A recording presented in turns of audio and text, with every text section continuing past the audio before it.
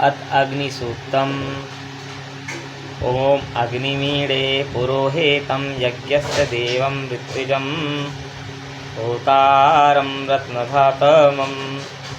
अग्निपूर्वेभिर्षिभिरिद्यो नूतनैर्त सदेवाङ्गेह वक्षति।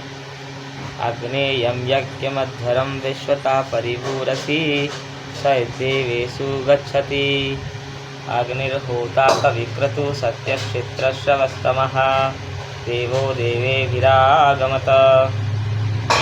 अग्निर्होता कविक्रतुः सत्यश्चित्रश्रवस्तमः देवो देवेभिरागमत।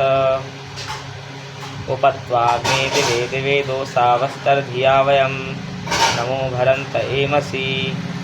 राजन्तमध्वराणां गोपामृतस्य दिव्यं वर्धमानं स्वेदमे। स नः पितेव सूनुवेगने सूपायनो भव स च स्वानः स्वस्तये। नमो नमः।